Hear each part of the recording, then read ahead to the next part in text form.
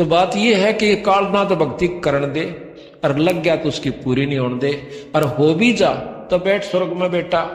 1,00,000 वर्ष बैठ जा, तुम तकनी कमाई कर ली, 1,00,000 वर्ष पाछा फेरने का गधा भी बनना पड़ेगा, क्योंकि अपने कर्म तब भोगने पड़ेंगे सतपुरुष का आगे।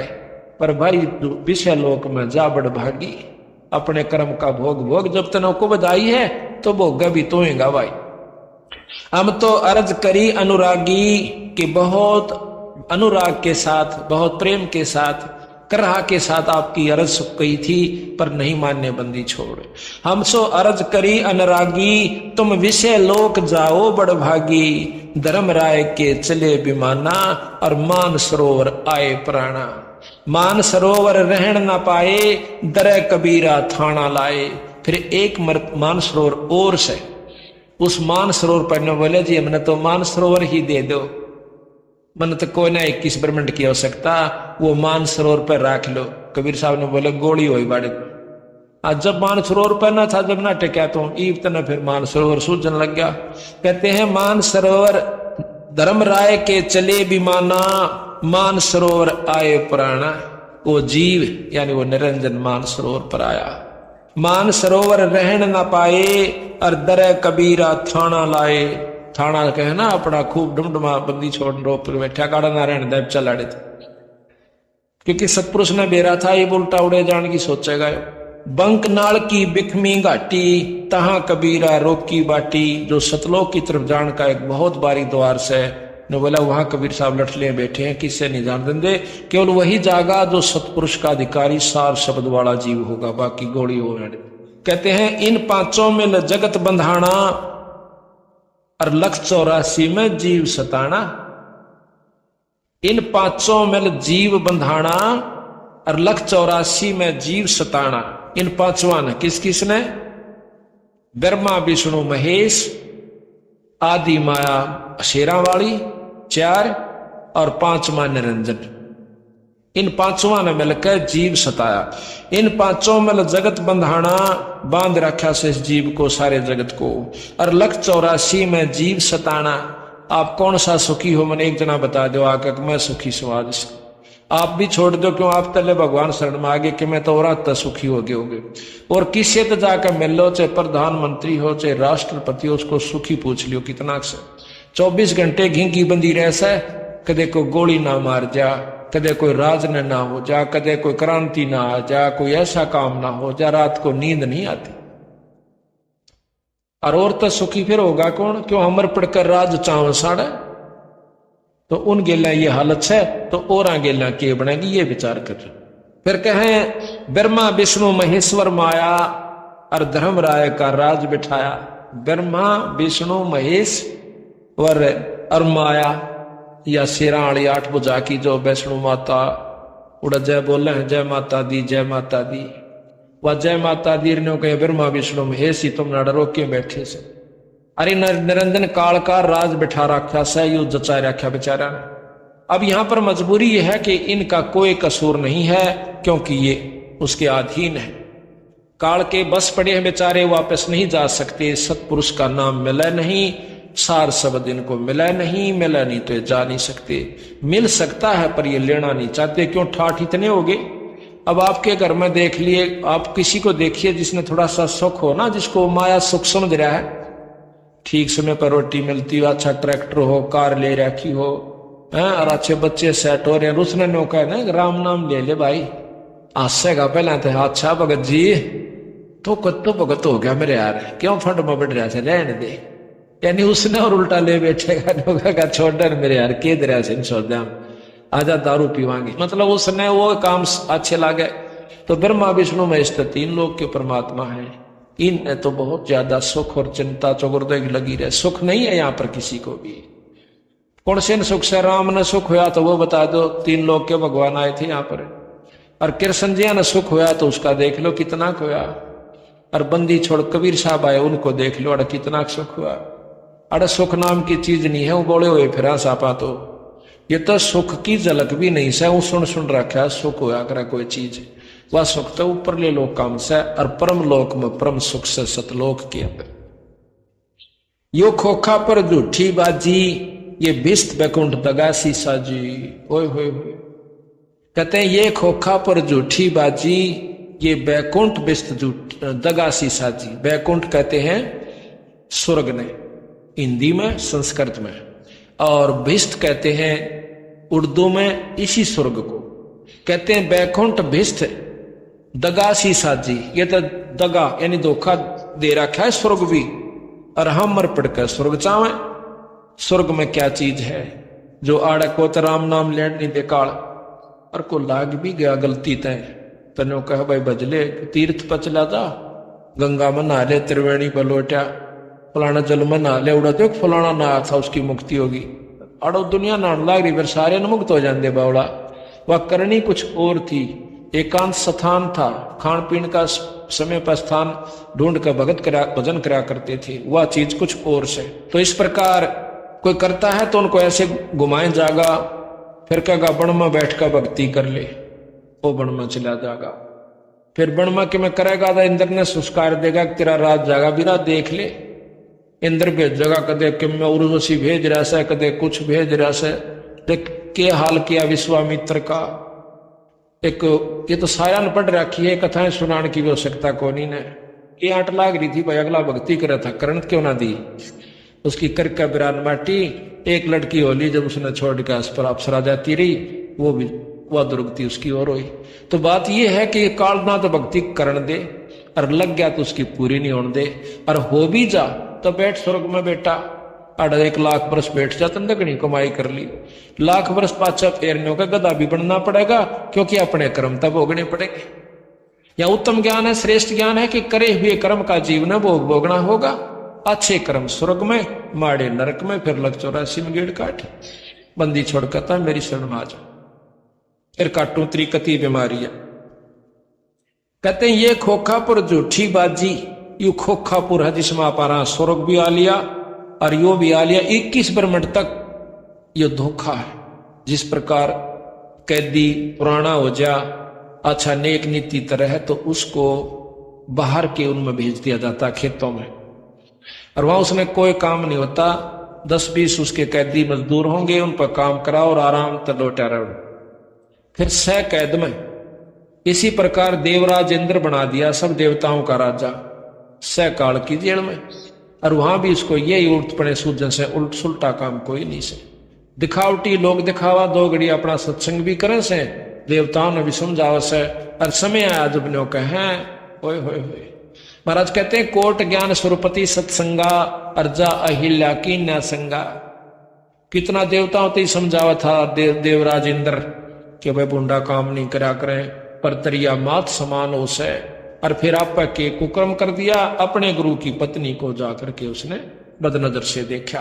तो महाराज कहते हैं ये ज्ञान ज्ञान तक काम ना चला, तो ऊपर प्रकाश है। जब अंतःकरण की कमाई नहीं होगी तो ना तो ज्ञान तक काम चल रहा है, ना ध्यान तक काम चल रहा है। और सतगुरु शरण में आए पाछे इसकी बीमारी कटेगी। ये खोखा पर झूठी बाजी, बिस्त बैकुंठ तगासी साजी, ये कृत्रिम जीव भुलाने भाई, और निज घर की तो खबर ना पाई।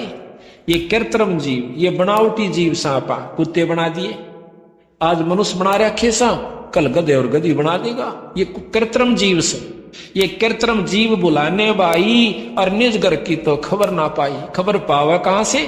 किसी शास्त्र में नहीं, ना मुसलमाना के शास्त्र में, ना हिंदुआ के शास्त्र में, ना वेद में, ना पुराण में, ना कुरान में, और ना किसी भाई गीता जी में। ज्ञान सिर्फ 3 लोग ताई का। महाराज कहें ये निरंजन आप बन बैठा भगवानक, मैं सु सबका मालिक। 1.25 लाख उपजय नित हंसा, 1.25 लाख उपजय नित हंसा। 1.25 लाख है, 1.25 लाख उपजय नित हंसा, 1 लाख विनसय नित अंसा। 1.25 लाख तक पैदा करे, 1 लाख रोज खा लेता है। उत्पत्ति खपती या परलय फेरी, हर शोक जोरा जमजेरी, और 5 तत्व है परलय माही, और सतगुण रजगुण तम गुण झाई। 8 अंग मिली है माया, पिंड ब्रह्मंड ये सकल बर माया, या मैं सुरत शब्द की डोरी, और पिंड ब्रह्मंड में लागी खोरी। इसकी जो है यहां से छूटन का जो रास्ता है, सुरत और शब्द की जो डोर बंदेगी वो आपको पार करेगा। श्वासा पारस मन गए राखो, और खोल कपाट अमीर रस चाखो। श्वासा पारस, सांस का जो सुमरण है आपका, इसका जप जा करो और कोई इलाज नहीं। महाराज कहें भाई सांस सांस में नाम जपो, व्यर्था सांस मत खो, ना जाने इस सांस का आवन हो क न हो। के महाराज भी कहें कि सांस सांस में नाम बचो जपो और जतन कुछ ना, इसका और कोई यतन भी नहीं है, अपना नाम जपते रहिए।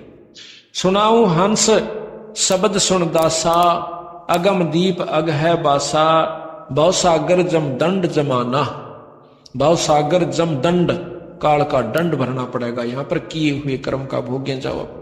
धर्म राय का है तलबाना, धर्म राय का सबके ऊपर बुलावा है।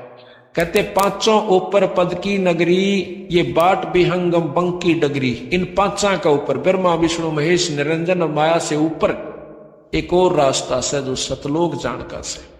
हमारा धर्म राय सो दावा, कहते हम तेरा मुकदमा लड़ेंगे भाई। हमारा धर्म राय से दावा, धर्म राय काल से, और भव सागर में जीव बरमाया। बंदी छोड़ने को कहेंगे तने जानबूझ के इनको अपने स्वार्थ वश बांध रखा से मैं लेके जाऊंगा। हम तो कहें अगम की बाणी, जहां अवगत अदली आप बिनानी। बंदी छोड़ हमारा नामम, अजर अमर है अस्थिर ठामम। बंदी छोड़ हमारा नाम से, और हमारा अजर अमर अस्थिर ठाम स्थान सतलोक है, जो कभी मरता नहीं, कभी नाश नहीं आता। जोगन जोगन हम कहते आए, और भाई जम जवरा से हंस छुटाए। चारों युगा माया, और इस काल से हमने अपने बच्चों को, अपने जीवन को छुटवाया। कहते हैं जो कोई माने शब्द हमारा, भव सागर नहीं भर में धारा। जो हमारी बात न मानेगा तो इस भव सागर में नहीं उलझेगा। जय या मैं सुरत शब्द का लिखा, तन अंदर मन को किन देखा। दास गरीब अगम की बाणी, और खोजो हंसा वो शब्द सैदानी। अब देखो बंदी छोड़, इस एक ही आदि रमैणी में और सारा ही प्रमाण देकर चले गए। अच्छा, जब ये निरंजन वहां से नीचे आ जाता है 21 ब्रह्मंड के साथ, विष्णु ने सोचा कि अब तक तेरे ऊपर किसी का दाब नहीं रही, तू अकेला मालिक से। तो उस समय माता से यानी इस देवी से कहता है कि हमने सृष्टि रचनी है। वो बहुत डर जाती है, घबराती है बेचारी, अकेली पाकर विनय करती है कि निरंजन मेरे पास एक शक्ति है शब्द की, मैं तेरी सृष्टि रच दूंगी, मान जा मेरी बात। बहुत दुखी हो जाओगे, बहुत लंबा चौड़ा विस्तार है, बहुत दुख हो जाएगा। महाराज कहते हैं रिंचक सा सुख दुख सुमेर समाना। थोड़ा सा सेज का सुख से और पहाड़ जैसा दुख फिर इस जीव पर धर दिया जा सके। बच्चा पैदा हो गया और फिर देखा इसकी कहानी, मर जाएगा, उसके सांग पूरे नहीं होंगे। लड़की होगी, लड़का हो गया, ब्याह दिए दोनों। लड़का ना होया तो दुखी, पोता ना होया तो मर गया, दुख पोती दोता ना होया तो मुश्किल हो गए। तो फिर उनके छूछक ब्याह और मरे जाएगा, यू संगवाया नहीं दादा। तो बंदी छोड़ के हैं थोड़ा सा सुख और दुख को इतना पाड़ते भारी तेरे ऊपर धरा कर तो मौज मारा है। जो कर ऊँट जुगाड़दा चल रहते 10 मिनट सैकड़ों वजन मन गाल दे उसमें बग्गी में और मरडाता जागा डाता चलेगा। क्यों व्यवस्था ऐसी बना दी? इसी प्रकार बंदी छोड़ो में समझाने की कोशिश करते हैं। तो नहीं मान्या वो काल, तो 3 बच्चे उत्पन्न किए रति क्रिया से। ब्रह्मा विष्णु महेश, बड़े का नाम ब्रह्मा, छोटे का पिछले का नाम विष्णु और छोटे का नाम शिव शंकर, भगवान शंकर रखा। जब निरंजन ने कुछ दिनों के बाद निरंजन ने कहा कि मैं कभी किसी को दर्शन नहीं दूंगा इस भवसागर के जीव को, और मैं निराकार होता हूं, तो वह माई कहने लगी कि मैं अकेली क्यों कर पालन पोषण करूंगी। या शेरा वाली कहने लगा मैं गुप्त रूप से तेरी खूब मदद करूंगा, पर मैं दर्शन नहीं दूंगा किसी को आज के बाद। ये मेरा नियम है, नेम है, प्रण है। अपने निरंजन लोक में झांझरी दीप मचला और उसको कहेगा कि जब ये बच्चे सियाणे हो इनको सागर मंथन पर भेज देना। तो जब वो बच्चे सियाने हुए, उन्होंने पूछा, माँ मेरा पिता कौन सा है? ब्रह्मा विष्णु महेश ने पूछा। तो माई ने सोचा कि जब मैं न्यो कहूंगी तेरा बाप भाई ऐसे निराकार हो रहा से और लोक में से या कित से, तो ये न्यो के हमने मिला के लिया, और वहां हम जा नहीं सकते, वो ऐसे स्थान पर पहुंच गया। तो उसने कहा कि भाई तेरी माँ भी महेश हूं और तेरा पिता भी महेश हूं। बच्चे थे ठीक से। जब वो सियाने हुए, सागर मंथन पर भेज दिए। सागर मंथन में सबसे पहले वेद निकले। चारों वेदों को ब्रह्मा ने पढ़ा। पढ़ कर ब्रह्मा ने देखा कि इसमें तो परमात्मा तो कोई और है, ये माई तो को ना मालिक। आकर पूछा, माँ तू तो कहती मैं सुहाड़े की मालिक, अरे ये तो मारा पिता तो कोई और है। तुमने कहा देखा भाई? वेद में लिख रखा। माई ने सोचा यो अच्छा खुट्टा गड्ढा, ये वेद और हाथ लागे इनके। तो कहने लगे भाई है तो, पर वो तुमने नजर नहीं आवे, वो दर्शन को नहीं दे। तुमने अगना लिख रखा इसमें दर्शन दे सकता है। या विधि बितरा की योग की, योग साधना करूंगा, आंख मीच का समाधि लाऊंगा, त्रिकुटी में ध्यान जचाऊंगा और सारी मैं देखूंगा, दर्शन करूंगा। अगना बेटा दर्शन को नहीं दे, वो तो बकावेगा, उसका थोड़ा बहुत प्रकाश नजर आ सकता है, वो इस वो रूप नहीं दिखेगा। तो ने बोला तो मैं बकावा, हमने पहले हम झूठ बोला थी, अरे फिर बोला हम तो खूब साधना करूंगा। कहते हैं 4 युग तक बैठा रहा, समाधि लाए, कोई नहीं दर्शन हुए। फिर आकाशवाणी हुई निरंजन की, ऊपर से निरंजन की कि वो लड़के को तूने कहाँ भेज दिया, सृष्टि रच, उस पर न सृष्टि रची जा, उसको वापस बुलाओ। तो ये लंबी कहानी से कि उसने अपनी एक शब्द शक्ति से एक गायत्री नाम की लड़की उत्पन्न करी माई ने, उसको भेजा कि जा बेटी। तो अपने भाई निरंजन ने जगा, उसने ब्रह्मा ने जगा के ला, ढूंढ के ला। वो जाकर देखा है समाधि में बैठा है। तो उसने वहां से अपनी सुरत द्वारा माई से पूछा कि ब्रह्मा समाधि में बैठा है, मैं क्या करूं? तो माई ने कहा कि तू उसके चरण स्पर्श कर दे। उसके चरण स्पर्श जब किए तो ब्रह्मा एकदम आंख खोला सा। आंख खोलते कहता है कि उल्टा दुष्टा तो कौन आ गई मेरे धर्म न बिगाड़न की खातिर, मैं तो समाधि में बैठा था, तुझे श्राप देता। गायत्री कहती है श्राप बाद में देना, पहले मेरी बात सुन ले। अकबोल कि मां ने भेजी सो अर्नो का आशा बिना सृष्टि नहीं रची जाएगी, मेरा कसूर कभी नहीं से। जो बोला मैं चालू क्यों कर, पिता के दर्शन हुए नहीं, जाऊंगा तो बेइज्जती होगी। कहने लगी मैं क्या बताऊं आपको, तो बहुत सख्त याद कर रहे से। तो ने बोला एक काम करिए, तो मेरी गवाही दे दे झूठी कि मैंने भगवान पिताजी के निरंजन के ब्रह्म के दर्शन हुए से। बोली क्यों, मैं क्यों दे दूं झूठी? अकना तो मैं जा नहीं सकता। तो उस दोनों की मजबूरी होगी, तो ये अलग कहानी से। फिर उसके बाद उसने कहा कि एक गवाह और चाहिए।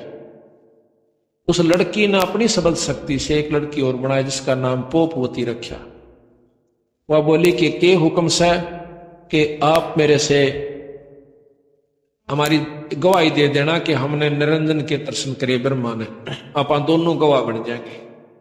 तो वह कहने लगी मैं क्यों दूं झूठी गवाही, किसी इस प्रकार हमारे को वहां ले जाना से इसने, अरे यो बेचारे की मजबूरी से यू जा नहीं सकता, यू कह आ रहा सा। तो उसने दोनों ने हाँ भर ली कि चलो मैं गवाही दे दूंगा, दे देंगी तो चाल अड़। तो तीनों जने आकर के आदि माया शेरा वाली के पास कहते हैं कि हम आगे ब्रह्मा को ले आए। ब्रह्मा से पूछा क्यों भाई इतने अपने पिता के दर्शन हो गए, कहाँ हो गए? अग भाई गवाह बता कि इनसे पूछ ले दोनों आप, क्यों तुमने देखा था जब इसको दर्शन दिए? अकाम दोनों वहीं खड़ी थी जब भगवान निरंजन ने ब्रह्म ने दर्शन दिए। अब माई ने सोचा कि यो अच्छा काम भाई, मेरे तो तेन को ऐसा मैं दर्शन नहीं दूं, अरे इसको इन तय दर्शन दे दिए, नो झूठ कौन चला है, अपने चला ले तो ढूंढ मेरे। तो ध्यान लगाकर पूछा, निरंजन से समाधि पहुंचा ही आकाशवाणी हुई कि मैंने इनको कति दर्शन नहीं दिए, ये तीनों झूठ बोल। सत साहिब जी, इस वीडियो के बनाने का उद्देश्य हमारा किसी को भी नीचा दिखाना या किसी की भावनाओं को ठेस पहुंचाने का नहीं है। इस वीडियो के बनाने का उद्देश्य हमारा संसार के भक्त समाज को परमात्मा प्राप्ति की राह दिखाना है। तो आइए देखते हैं जगत गुरु तत्वदर्शी संत रामपाल जी महाराज जी के अध्यात्म ज्ञान को उनके द्वारा लिखी गई पुस्तक मुक्ति बोध, पेज नंबर 77 से। वाणी नंबर 106 का सरलार्थ। कथा, सुदामा जी को धनी बनाया। श्री कृष्ण जी तथा ब्राह्मण सुदामा जी सहपाठी थे। शिक्षा काल में दोनों की घनिष्ठ मित्रता थी। शिक्षा उपरांत श्री कृष्ण जी द्वारिका के राजा बने। सुदामा जी अपना पारंपरिक कार्य कर्म कांड करके यजमानी करने लगे। वे वास्तव में ब्राह्मण थे। ग्रंथों के ज्ञान के अनुसार अपने जीवन को चलाते थे, परंतु ऋषियों को ही ग्रंथों के गूढ़ रहस्य का ज्ञान नहीं था। इस कारण से साधना शास्त्र विधि त्याग कर मनमाना आचरण जो गुरुजनों ने बताया था वही करते थे, जिससे वर्तमान में कोई लाभ नहीं हो रहा था। श्री सुदामा जी किसी यजमान को भ्रमित करके रुपए या अन्य पदार्थ नहीं लेते थे। केवल अपना व परिवार का भोजन तथा कपड़े यदि आवश्यकता हुई तो लेते थे। कुछ दिन कोई क्रियाक्रम करवाने वाला नहीं आया। भोजन की समस्या पूरे परिवार को हो गई। सुदामा जी की पत्नी ने कहा कि आपकी 4 पुत्र छोटे छोटे हैं, भूख से बेहाल है। आप कहते हो कि द्वारिकाधीश श्री कृष्ण मेरे मित्र हैं, वे द्वारिका के राजा हैं। आप कुछ धन मांग लाओ, वे आपको मना नहीं करेंगे, क्योंकि आप कहते हो कि शिक्षा काल में वे आपके परम मित्र थे। वे आपके साथ घर आते थे और इकट्ठा खाना खाते थे।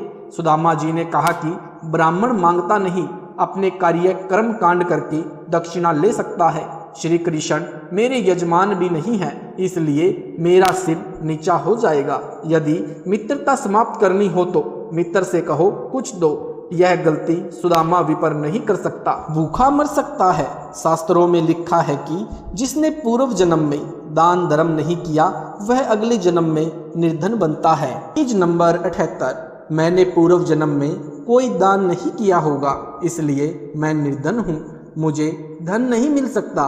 पत्नी ने 4 पुत्रों को उसके सामने खड़ा कर दिया, जो एक रोटी को एक दूसरे से छीनने की कोशिश कर रहे थे, जो मिसरानी ने छुपा रखी थी, जो रात को बासी बची थी। यह सोचा कि एक का भी पेट नहीं भरेगा, कौन से बच्चे को दूं, इसलिए उसको छुपा रखा था। वह एक लड़के के साथ हाथ में लग गई, उससे अन्य छीना झपटी कर रहे थे। मिसरानी ने कहा कि आप इन बच्चों के लिए मांग लाओ। वह दृश्य देखकर सुदामा एकांत में जाकर परमात्मा से विनय करने लगा तथा आंखों में पानी भर आया। हे प्रभु, ये क्या दिन देख रहा हूँ। मुझे पूर्व जन्म में कोई मार्गदर्शक ठीक नहीं मिला, जिस कारण से मैंने दान नहीं किया है। हे प्रभु, मुझसे ये भूखे बच्चे देखे नहीं जाते। या तो मुझे मार दो या फिर इन 4 को अपने पास बुला लो। इतने में परमेश्वर कबीर जी एक यजमान का रूप धारण करके आए और ढेर सारा सूखा सीधा यानी आटा चावल दाल खांड घी नमक मिर्च बच्चों के कपड़े देकर चले गए। ब्राह्मणी ने तुरंत भोजन बनाया, बच्चों को परोसा। इतने में सुदामा जी आंसू पोंछकर रसोई की ओर आ गया तो बच्चे खाना खा रहे थे। पूछने पर पता चला कि कोई भक्त आया था, यह सामान दान कर गया है। सुदामा जी ने पूछा कि क्या नाम बताया था। पत्नी ने कहा कि दामोदर नाम बताया था। सुदामा जी ने अपने दिमाग पर जोर दिया तो कोई भी दामोदर नाम का यजमान उनका नहीं था। उस नाम का कोई भी व्यक्ति नगरी में भी नहीं था। उस दिन के अतिरिक्त 3 दिन का राशन पूरे परिवार का था। पत्नी ने फिर आग्रह किया कि आप श्री कृष्ण जी से कुछ मांग कर ले आओ, तो सुदामा ने कहा हाँ ठीक है, परंतु मन में यही था कि जाकर आ जाऊंगा, मांगूंगा नहीं। किसी मित्र या रिश्तेदारी में जाते समय उनके लिए घर से कुछ मिठाई बनवा कर ले जाने की परंपरा थी। उसके स्थान पर पत्नी ने 3 मुट्ठी यानी 250 ग्राम चावल भूनकर भक्त की चद्दर के पल्ले से बांध दिए। सुदामा जी द्वारिका में तीसरे दिन शाम को पहुंचा। मेले कपड़े, टूटी जुत्ती, एक भिखारी जैसा वेश में श्री कृष्ण जी के राजभवन के सामने द्वार पर खड़ा हो गया और द्वारपाल से अंदर जाने के लिए आज्ञा चाही तो द्वारपाल ने परिचय पूछा, कौन हो, क्या नाम है, कहाँ से आए हो, क्या काम है। यह राजा का राजभवन है, आपको किससे मिलना है? सुदामा जी ने अपना परिचय दिया। फिर द्वारपाल ने कहा कि पहले हम महाराज जी से आज्ञा लेकर आएंगे, यदि आज्ञा हुई तो आपको मिलाएंगे। द्वारपाल ने श्री कृष्ण जी को सब पता बताया तो श्री कृष्ण नंगे पैरों सिंहासन छोड़कर दौड़े दौड़े आए और मैले धूल भरे कपड़ों समेत सुदामा जी को गले से लगा लिया और सिंहासन पर बैठा दिया। फिर अपने हाथों सुदामा जी के पैर धोए, नहाया, नए कपड़े पहनाए, कई बार का भोजन बनवाया। खाने के लिए जो चावल सुदामा जी लाए थे उनको बड़ी रुचि के साथ श्री कृष्ण जी ने खाया।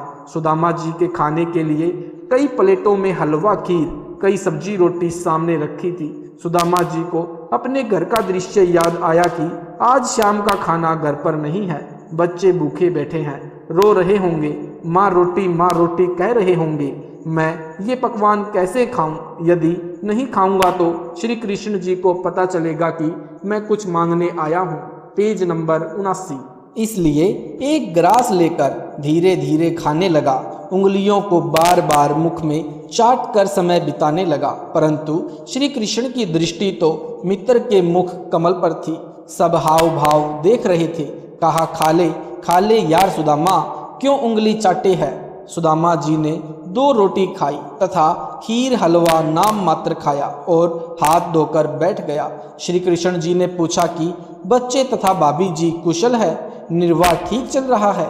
सुदामा जी ने कहा कि तेरी दया से है भगवान, हमको सुख सारा है, किसी वस्तु की कमी नहीं, मेरा ठीक गुजारा है।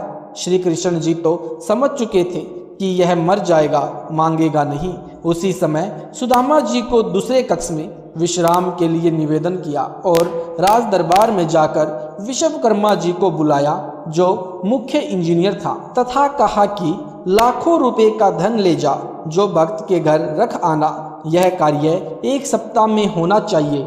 विश्वकर्मा जी ने 6 दिन में कार्य संपूर्ण करके रिपोर्ट दे दी। सुदामा जी प्रतिदिन चलने के लिए कहते तो श्री कृष्ण जी विशेष विनय करके रोके रहे। 7वें दिन सुदामा चल पड़ा। नए बहुमूल्य वस्त्र पहने हुए थे। रास्ते में सोचता हुआ आ रहा था कि कृष्ण मेरे से पूछ रहा था कि किसी वस्तु का अभाव तो नहीं है, क्या उसको दिखाई नहीं दे रहा था कि मेरा क्या हाल है? वही बात सही हुई कि मित्रता समान हैसियत वालों की निभती है। इतनी देर में जंगली भीलों ने रास्ता रोक लिया और कहा कि निकाल दे जो कुछ ले रखा है। सुदामा जी ने कहा कि मेरे पास कुछ भी नहीं है। भीलों ने तलाशी ली तो कुछ नहीं मिला। सुदामा जी के कीमती धोती कुर्ता छीन ले गए, उनको नंगा छोड़ गए। सुदामा जी को यह सजा अविश्वास की मिली थी। शाम को सूर्य अस्त के बाद अपनी झोपड़ी से थोड़ी दूरी पर अंधेरे में एक वृक्ष के नीचे खड़ा होकर देखने लगा तो देखा कि झोपड़ी उखाड़ कर फेंक रखी है। उसके स्थान पर आलीशान महल 2 मंजिल का बना है। सुदामा जी दुखी हुए कि किसी ने झोपड़ी यानी कुटिया भी उखाड़ दी और कब्जा करके अपना मकान बना लिया। बच्चे तथा पत्नी पता नहीं कहाँ भूख के मारे डूबकर मर गए होंगे। अब जीवित रहकर क्या करना है?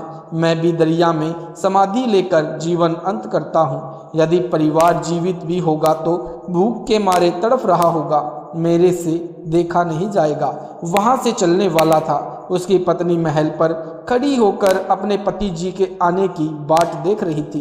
वह विचार कर रही थी कि विपर जी अपनी झोपड़ी को न पाकर कुछ बुरी न सोच ले, इसलिए द्वारिका के रास्ते पर टकटकी लगाए रखी थी। उसी के यानी उसने उसी समय एक व्यक्ति अंधेरे में खड़ा महसूस हुआ। मिश्रानी शीघ्रता से दीपक लेकर उस ओर चली। सुदामा जी वृक्ष की ओट में होकर देखने लगा कि यह स्त्री कौन है, दीपक लेकर कहाँ जाएगी।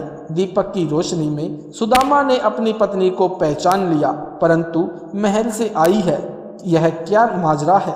सुदामा जी ने कहा कि दीपक बुझाओ, मैं नंगा हूँ। रास्ते में भीलों ने मेरे वस्त्र छीन लिए जो श्री कृष्ण जी ने नए बहुत कीमती बनवाए थे। पंडिताइन ने दीपक बुझा दिया। सुदामा ने पूछा कि यह महल किसने बना दिया? Page number 80। अपनी झोपड़ी किसने उखाड़ दी? आप किसके महल से आई हो? नौकरानी का कार्य करने लगी हो क्या? पंडिताइन ने कहा कि हे स्वामी, यह महल आपके मित्र श्री कृष्ण ने बनवाया है। आपके जाने के चौथे दिन सैकड़ों कारीगर आए, साथ में बैलों पर पत्थर, ईंटें, चूना तथा अन्न धन लाद कर लाए थे। 6 दिन में संपूर्ण करके चले गए। आओ, यह आपका महल है। महल में आकर देखा तो अन्न धन से भरपूर था, जीवन भर का सामान था। पंडिताइन ने पूछा कि आपके कपड़े क्यों उतारे?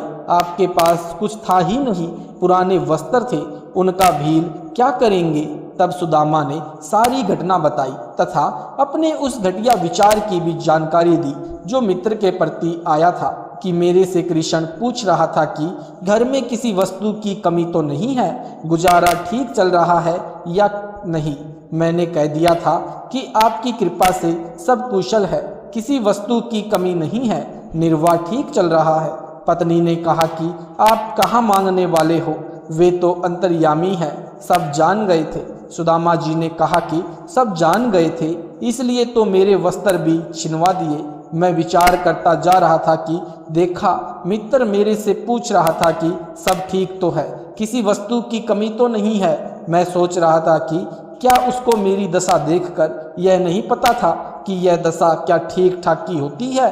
ठीक ही कहा है, मित्रता तो समान हैसियत वालों की निभती है। मैंने तो इतना विचार किया ही था कि उसी समय मेरे वस्त्र भी लूट लिए गए। अब मिश्रानी ने कहा कि आपकी परीक्षा ली थी, परंतु आप यहीं पर चुके थे, उसी का झटका आपको दिया। अब देख तेरे मित्र का कमाल, बच्चों के वस्त्र राजाओं जैसे हैं। 4 सिपाही चारों कोने पर रखवाली कर रहे हैं। वाणी नंबर 106 में यही कहा है कि संत सुदामा श्री कृष्ण के संगी यानी मित्र थे, जो दारिद्र यानी टोटे, निर्धनता की दरिया यानी नदी यानी अत्यधिक निर्धन व्यक्ति था। उसके चावल खाकर कंचन यानी सवर्ण के महल बख्श दिए, यानी निःशुल्क यानी मुफ्त में दे दिए।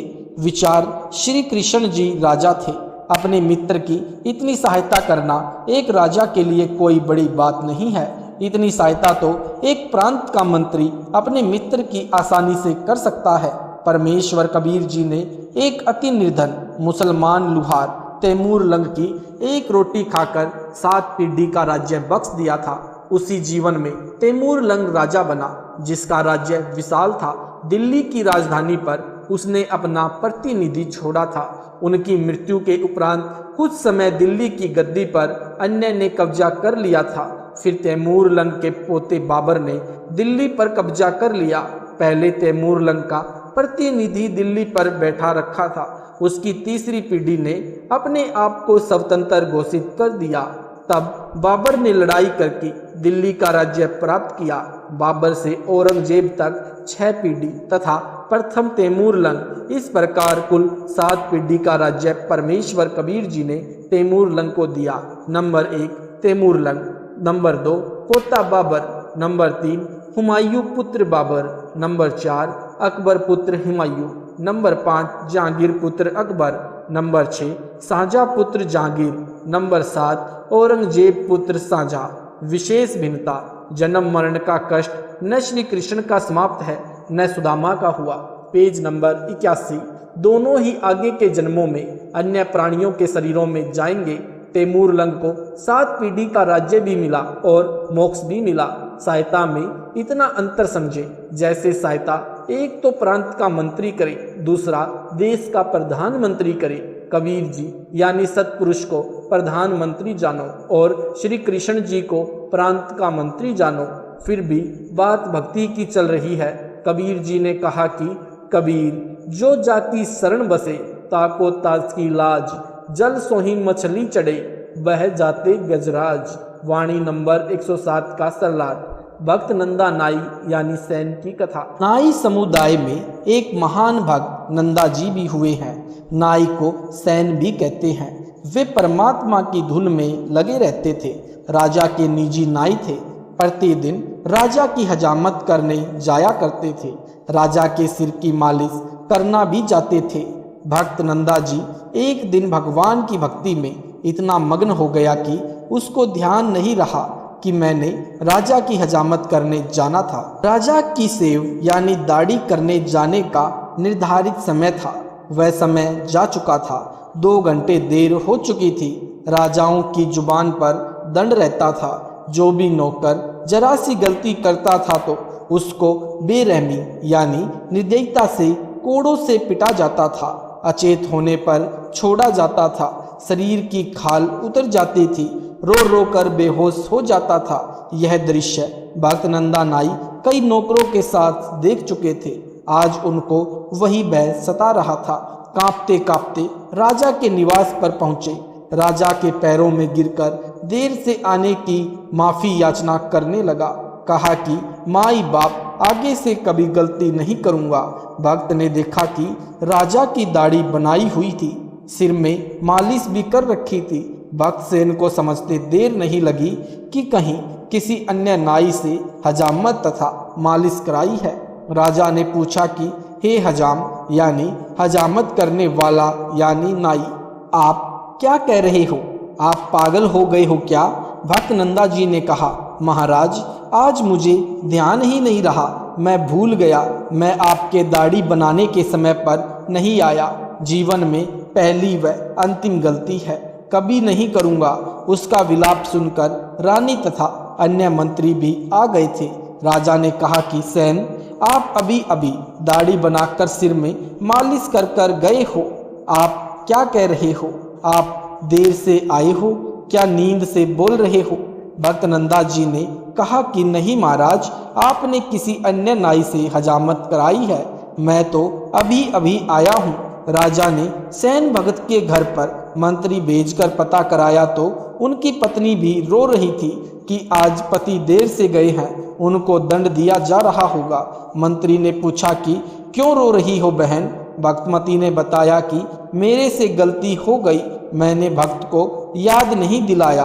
भक्ति पर बैठने से पहले भक्त ने कहा था कि कुछ समय पश्चात मुझे याद दिलाना कि राजा की सेवा करने जाना है। मैं भी भूल गई। भक्त भी भक्ति में व्यस्त थे। 2 घंटे बाद उठे तो याद आया, उनकी नौकरी जाएगी तो हम क्या खाएंगे? बच्चे भूखे मर जाएंगे। पति को दंड दिया जाएगा। Page number 82। मंत्री जी तुरंत वापस आए और राजा से बताया कि वास्तव में नंदा तो देर से अभी आया है। इनके रूप में कोई और आया था जो आपकी हजामत तथा मालिश करके चला गया। यह बात सुनकर राजा को समझते देर नहीं लगी कि भक्त सेन के रूप में भगवान आए थे।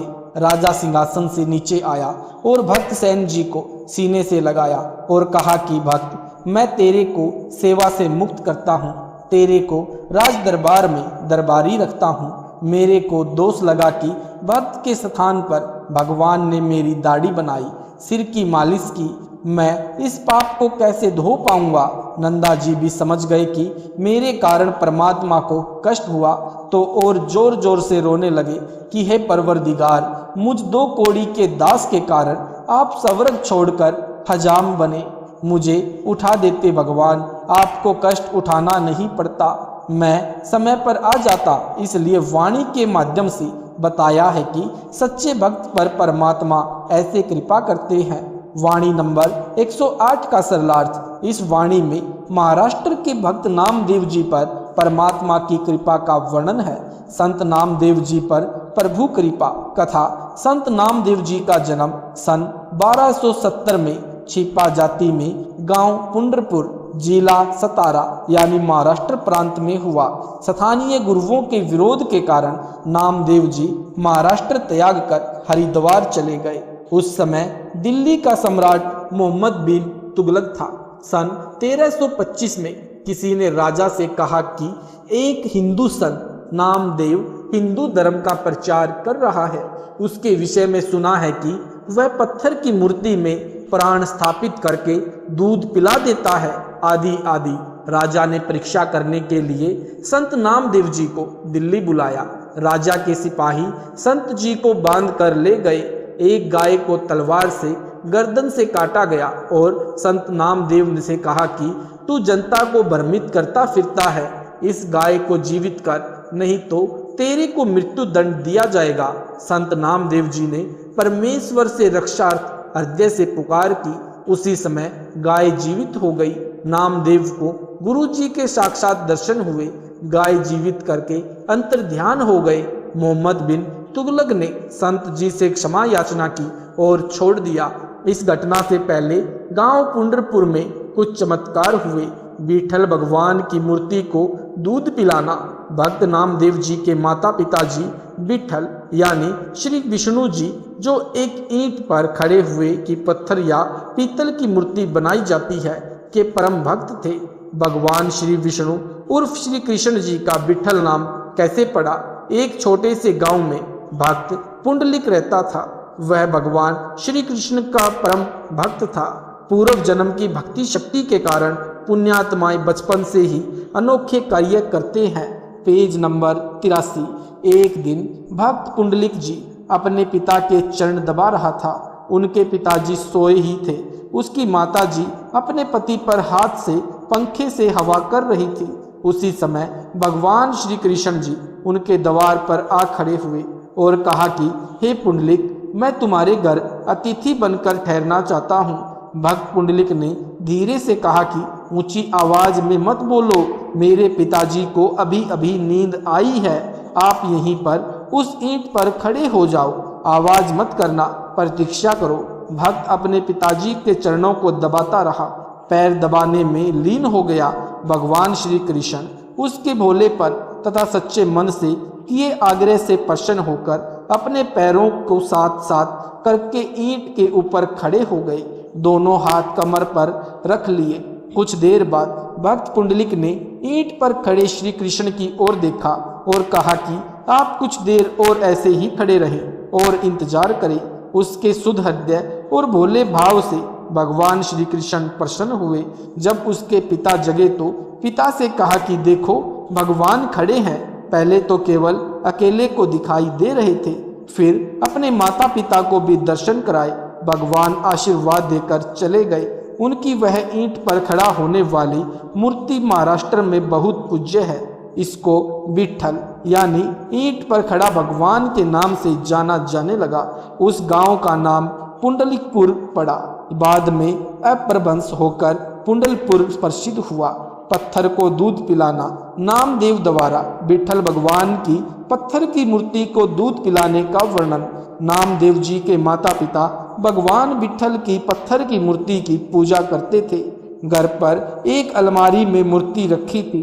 प्रतिदिन मूर्ति को दूध का भोग लगाया जाता था। एक कटोरे में दूध गर्म करके मीठा मिलाकर पीने योग्य ठंडा करके कुछ देर मूर्ति के सामने रख देते थे।